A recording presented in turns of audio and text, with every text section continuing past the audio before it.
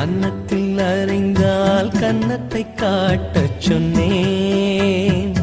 தீமை செய்தால் நன்மை செய்ய சொன்னேன்.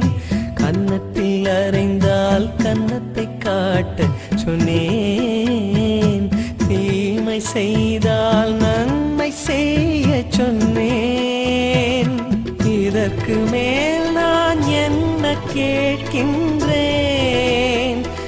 இதற்கு மேல் நான் என்ன கேட்கின்றேன்? வெறும் வார்த்தையல்ல வாழ்ந்தும் காட்டிவிட்டேன். வெறும் வார்த்தையல்ல வாழ்ந்தும் காட்டிவிட்டேன்.